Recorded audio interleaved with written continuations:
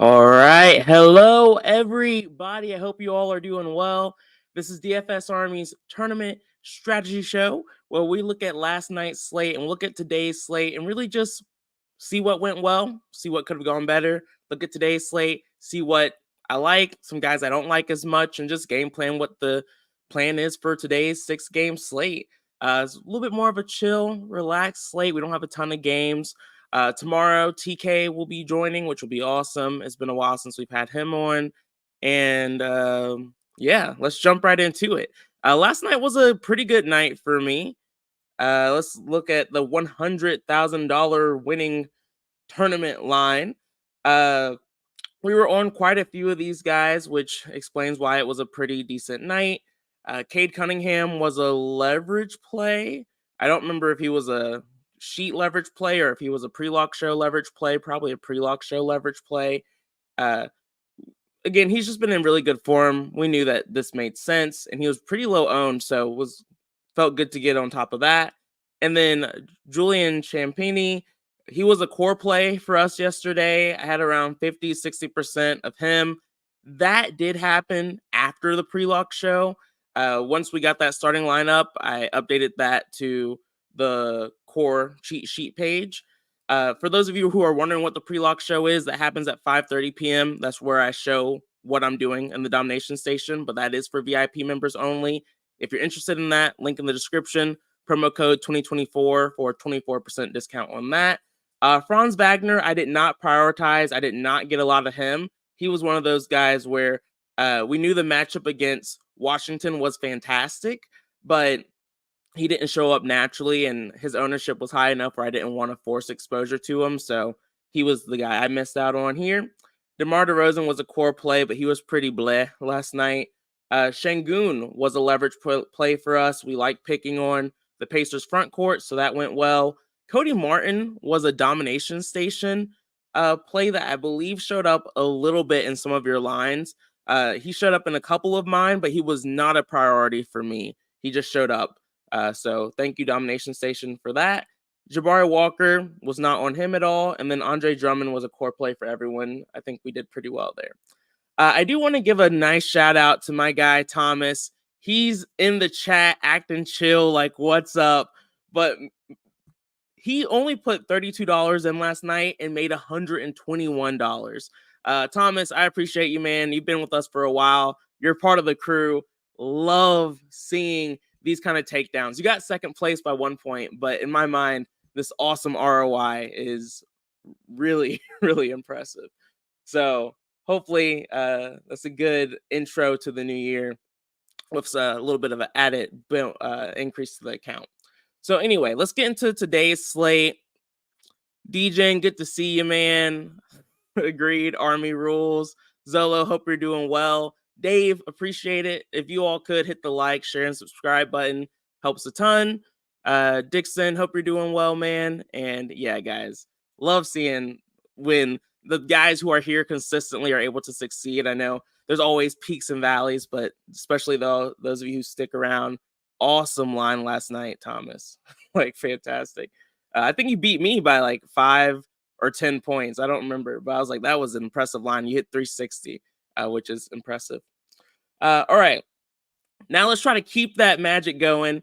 Next up, we have the Raptors going up against the Wizards. This game is one of the top 3 highest. This game has one of the top 3 highest totals on the slate. So that always means that this game will get a little bit more of a priority for me. And it looks like I'm not alone here. We see Scotty Barnes with relatively high ownership, but we know this is a fantastic matchup for these guys. So I want to have Scotty Barnes exposure, want to be around field weight, want to have Siakam exposure. I like Dennis Schroeder here.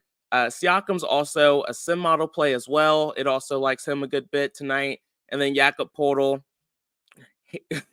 He is a volatile, but he usually comes through for us in these really soft matchups. So when it comes to the Raptors tonight, I plan on being at least around field weight. I'm going to try and get leverage here where I can, but it will depend on just what type of value we get on this slate, how extreme I can go on some of these guys. Dun, dun, dun. And yeah, those are really all the guys I'm trying to prioritize here. The Wizards, man.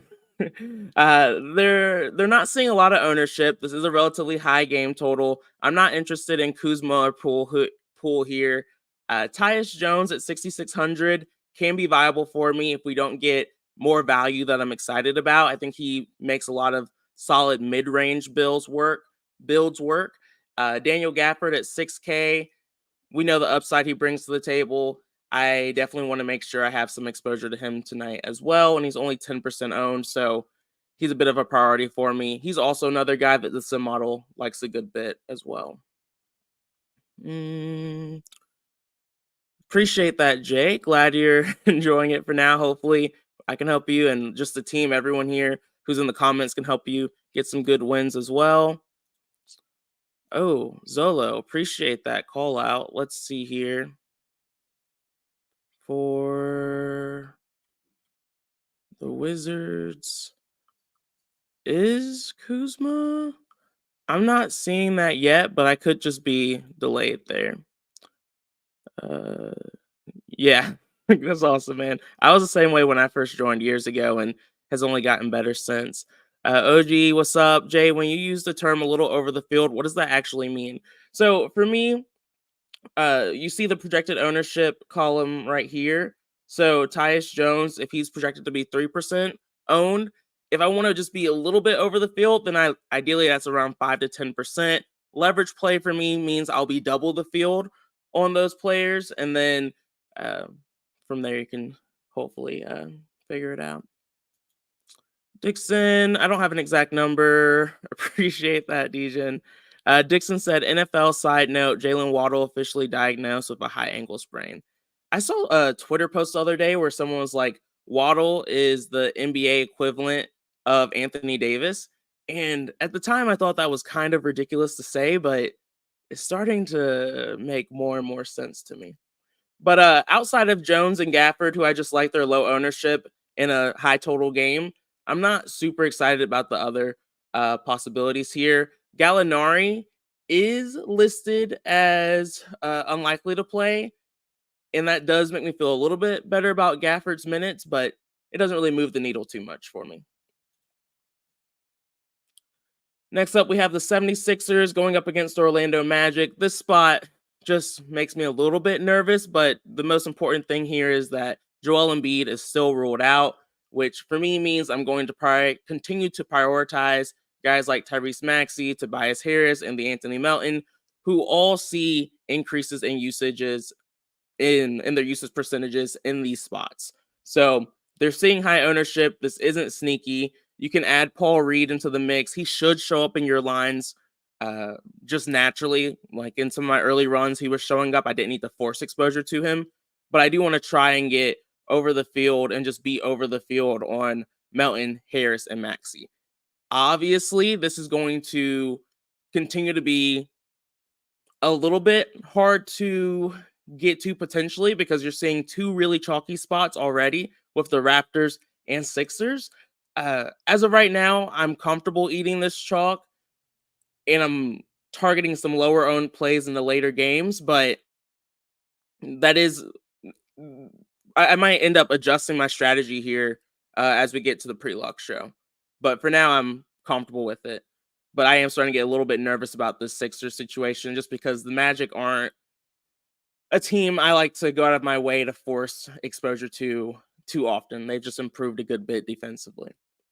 And everyone's, I see you, Phil, and Martin Brooks. Everyone's talking about the Bamba Harris revenge game. And Bamba's another guy. He's seeing decent ownership. He's 4K. He's projecting pretty well in the domination station. He should show up for you a good bit naturally. I am still on the fence if I'm going to force exposure to Mo Bamba just because there's quite a few bigs I like. But and the ownership makes me a little nervous, but as of right now, I am planning on being at least around 20 to 27% exposure. If I'm going to go over on that, I don't know. I'm kind of still going to want to dig a little bit deeper into it, to be honest, guys. Now, the Magic I'm a bit more excited about them They are on the back end of a back-to-back, so that always makes me a little bit more nervous. We do have a few questionable guys on the Magic, but nothing too crazy. We saw Franz really go off last night. He made the nuts lineup. I like Paolo and Wendell Carter Jr. here. Wendell Carter, his minutes leave a lot to be desired, but this is a softer matchup without Joel Embiid. I'm obviously a lot less comfortable or confident in the Wendell Carter Jr. play, but I really like Paolo Banchero in this spot at 7% ownership. So he's someone that I'm really looking at as a potential leverage play today, and I just like the softer matchup with Embiid out. God, everyone's on Bamba. If I'm not getting him, I guess I'll force the exposure, but I'm not that excited about the matchup here. I feel a lot better about Harris. Harris is also way too cheap for as of right now. I think Tobias Harris is one of the best plays on the slate. His price tag is just ridiculous for Joel Embiid being out. Now we have the rest of the slate, which is pretty much just a shit ton of questionable tags. As of right now, Giannis Antetokounmpo is listed as questionable. He's not seeing a lot of ownership. This game total is the highest game total on the slate. So obviously, if Giannis ends up getting ruled out, we have Damian Lillard we can look at. We have Brook Lopez, Chris Middleton, Bobby Portis, and crew, who all see a nice increase in usage, and we'll see an increase in ownership if Giannis gets ruled out. The interesting thing, though, is if Giannis is ruled out, that would just naturally lower the ownership on some of the Sixer and Raptors guys. So I'm interested in maintaining my ownership in the Sixers and Raptors if we get some Milwaukee value. Obviously, I'll still play the Milwaukee value, but I just expect these two games to get forgotten about if we get some of that Bucks news. But yeah, it's really hard to talk about the Bucks too much. If Giannis plays, I think Lillard is still a viable dart throw just because he's 9K and he can have a lot of upside. This is the highest total game. So I would still be willing to play Lillard, but Giannis would be a little hard for me to get to. Giannis did have a pretty good game against the Nets earlier this season, though. I think I saw it somewhere, like 35 real life points. So he, especially if we get the news around like 6:30, close to lock, he would be relatively low owned in that spot.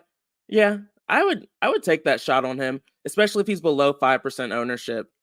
But if we get the news early that he's going to play, then that ownership might be right. Yeah, Thomas, I agree, man. He's one of my favorite plays today. About to be 50% owned and flop because of Dixon. That why is that so true? Sometimes it's annoying and it doesn't make any sense, but sometimes it happens that way. But I'm still playing him. I still really like him today. Amon Thompson should be good value as of now. I'll look at it. Lopez revenge game. Yeah, I do like Brook Lopez in this spot. Obviously, I like him a lot more if Giannis is out. Beasley a trap.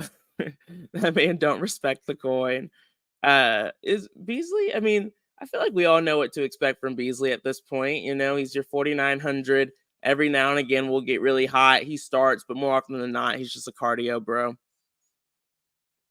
Wasabi, what's up, JJ? Oh, Martin, get out my head, man. Get out my head. I'm liking what you're saying. I do like the Nets side of the ball here. I know they disappointed a good bit. Cam Thomas was absolutely useless, but we can play guards against this Bucks team, and I really like Cam Thomas in this spot at low ownership, and I really like Spencer Dinwiddie. These are two guys I can guarantee will be leverage plays for me today, and I know some of y'all won't like it, but I don't care. I'm going right back here. Outside of that, not super excited about Bridges. I know the price tag is cheap. This is the highest total game on the slate. Yeah, I'm more willing to play guys in this type of game environment. I'll play Bridges at 10% ownership. I'm comfortable with that. Not as excited about Claxton, but I think even he would be viable too at super low ownership. I just want to see what happens with Giannis because I do expect this game to end up having more ownership. So it's hard for me to get too excited about it. Zolo, I know. I know. It's ugly. It's looking real.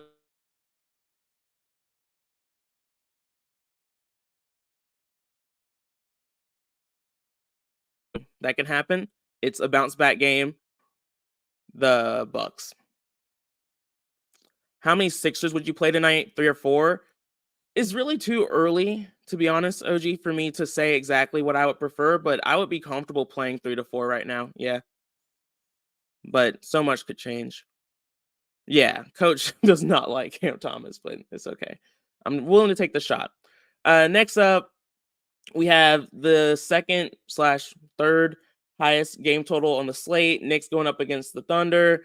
Uh, it's pretty easy for me. I just think the Knicks are priced pretty well here. Randall is popping from a sim model and projection standpoint. He's also going to be pretty popular on the slate as a pay up option for bigs, and I'm totally fine eating that right now. And then Isaiah, the sim model likes him a good bit. Personally, I don't have a strong preference here, but I put a like on him just to kind of follow my typical process of following the sim. But that could come off later. And then you can always take a shot on Brunson, but his ownership's a little high for me. And I like some of the other guards on the slate.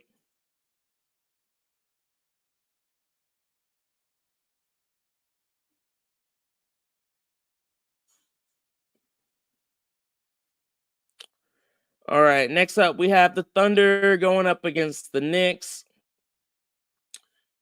Uh Again, I don't typically like picking on the Knicks. They're not a team I usually try and force exposure to.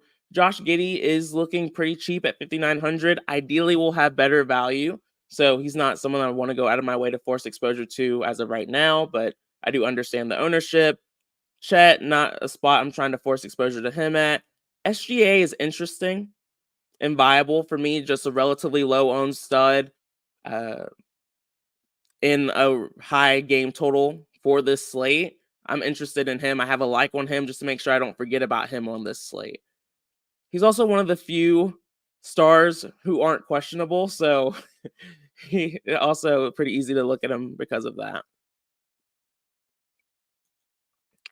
Jeremy, yeah, there's definitely a lot of risk there. I could end up falling off of him as we get closer to lock, but as of right now, I'm still willing to take a low, like 5% shot on him. Kind of like yesterday, I still had a good night and I had around 5% Cam Thomas.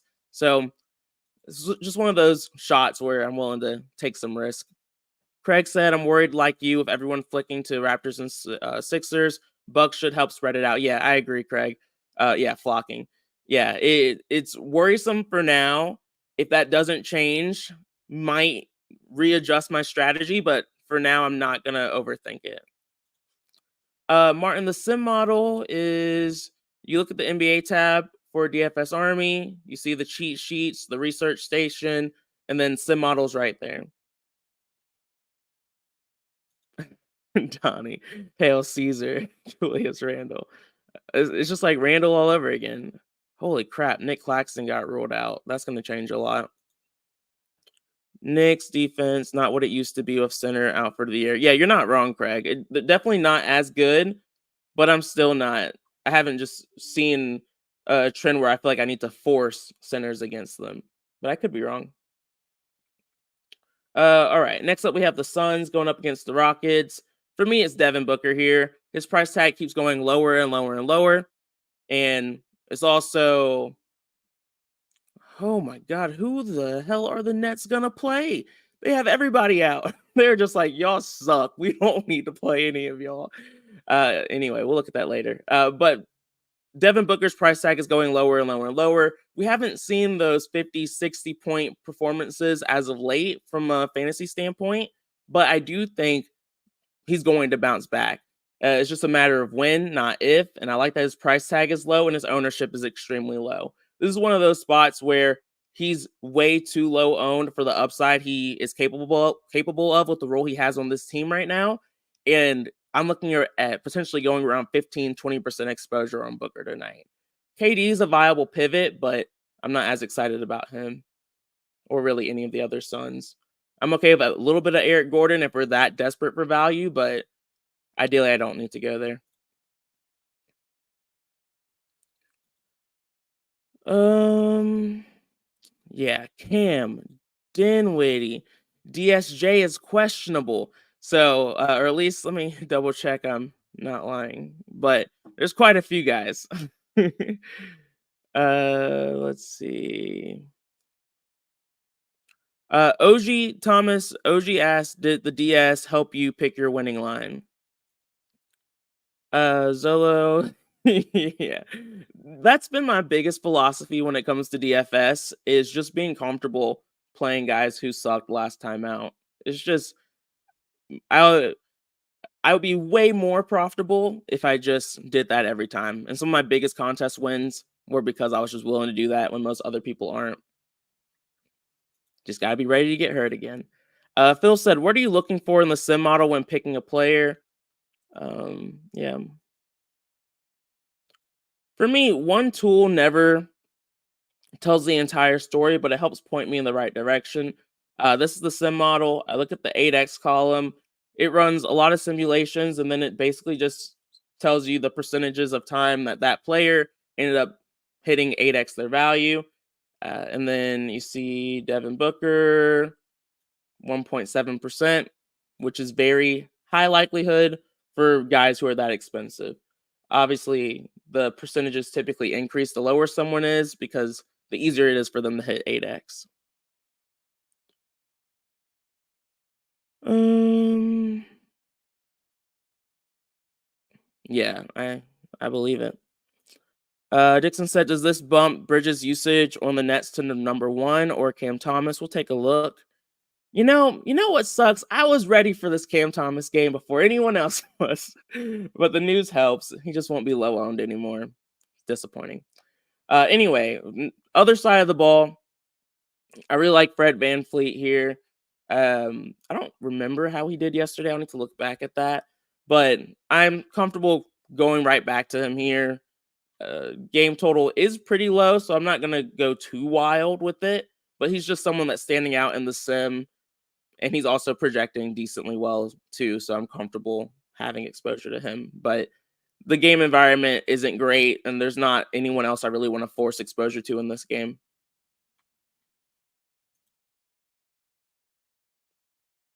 Yeah, I agree, Zolo. He's just standing out in the sim. Mm-mm. And then we have the Cavs. The Cavs are tough just because everyone's questionable. Uh, Donovan Mitchell is questionable. That's obviously huge. Karis LeVert is questionable. And then Sam Merle's doubtful. Evan Mobley's been out for a while. Darius Garland's been out for a while. We don't even know who's going to play for this team. It could be a situation close to what the Nets are looking like right now, where they're just going to be without a lot of guys. But it's looking really gross. I think Jared Allen is already someone I'm looking at as a potential leverage play. I like playing bigs against the Mavs, and I plan on doing that once again tonight. So, really, no matter what the news is here, Jared Allen will probably be a leverage play. But outside of that, it's really hard for me to pinpoint where I want to go with all of the questionables. Dixon said, Dean Wade night? Dean Wade. Maybe if Donovan Mitchell and Karis LeVert are out, maybe the usage can finally go his way. But I think it would probably be more of like a Max Strus or a George Niang kind of guy I would look at. And Jared Allen, obviously. If Donovan Mitchell and or Karis LeVert are out, yeah, more than likely. If we get the news pre-lock.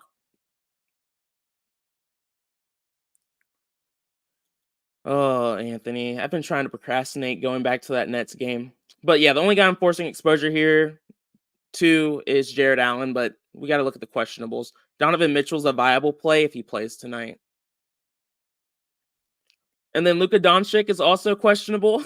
So we all know how much that can possibly impact this slate. Like I said, every star is questionable tonight, which outside of SGA, which really complicates potential value because we know the upside like Exum could have in a spot like this. Tim Hardaway Jr. would have in a spot like this.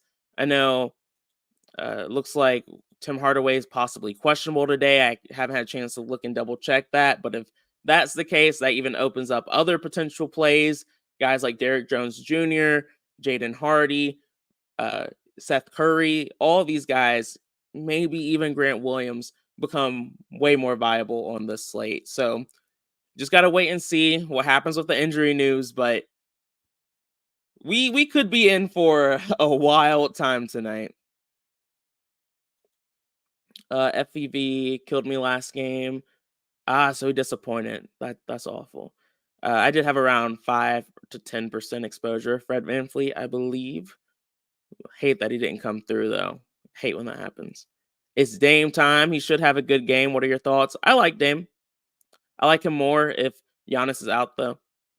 And if Giannis plays and Luka doesn't, then how I'm going to prioritize Dame goes down a lot depending on some of that news. Thomas said that was a DS lineup, which is awesome. What's up, Mr. 5? All right. I know people were asking about the Nets, so we still have a little bit of time. I'll just run through that and see what that changes if I have those updates available. Damn. All right. I just can't believe I feel like that came out of nowhere.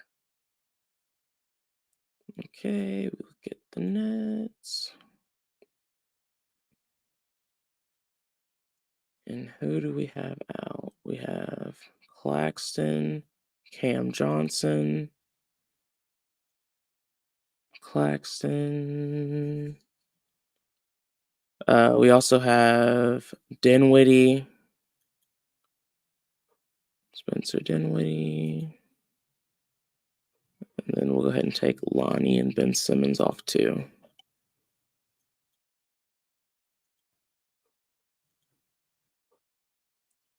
All right, so the guy who sees the highest increasing usage is Cam Thomas with a 9.1% increasing usage.